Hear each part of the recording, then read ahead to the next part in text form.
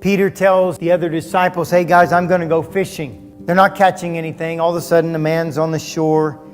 You do not have any fish, do you? And all of a sudden, it says in verse 7, the disciple that Jesus loved, which is John, who wrote the book, he said, it is the Lord. So when Simon Peter heard that it was the Lord, he put his outer garment on, for he was stripped for work, and he threw himself into the sea. The others rowed up to shore in a boat. Jesus said to them, come and have breakfast. None of the disciples ventured to question him, who are you? Knowing that it was the Lord. After they ate breakfast, says Simon, son of Jonah, do you love me?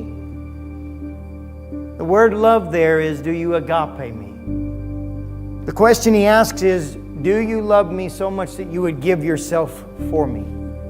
Do you agapeo me? And listen to what Peter responds. He said to him, yes, Lord. Yes, Lord, you know that I phileo you. Now, the word phileo it's love. But it's more of a brotherly love, or a love with strong affection. But Jesus uses one word that is a very, very, very strong word for love. It means I'll give everything for you. And Peter can't respond with that.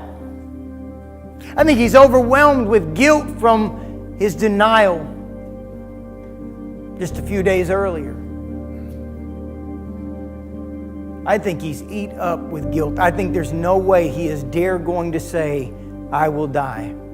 Because he denied him 3 times after having said, I will die with you. He said to him again a second time, this is Jesus speaking to Simon, Simon, son of John, do you agapeo me? Do you love me with a self-sacrificing love? Would you give your life for me? Do you love me at that level? He responds to him and says, yes, Lord, you know that I phileo you. He's asked, do you agapeo me? He says, I phileo you. He says, do you agapeo me? He says, I phileo you. And then Jesus on this third time says, Peter, do you phileo me? That's the word in the Greek. Jesus changes the word to a lesser love. It's the word that Peter keeps coming back at. And listen to this. When he says, Simon, son of John, in verse 17, do you phileo me? Do you really love me with strong affection?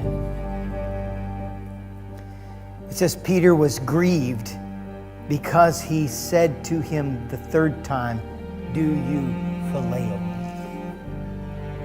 You see, if you don't know the Greek words there, you just think he's hurt, he's grieved because it was the third time. It's not because it's the third time. It's because Jesus changed the word from agapeo to phileo. He's actually beginning to question. Peter, do you really even phileo me?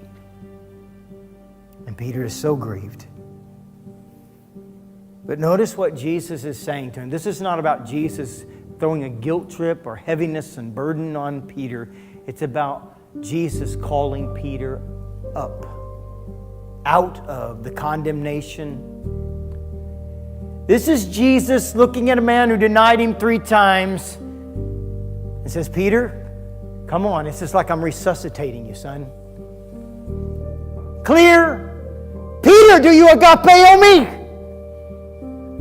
I phileo you. Clear. Peter, do you agapeo me? I phileo you. Peter, do you phileo me?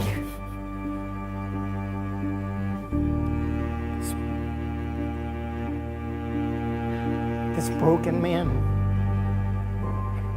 Jesus says, what you did is forgiven. I'm calling you to put aside the nets and feed my sheep. Nothing has changed about the call on you, Peter. Nothing has changed.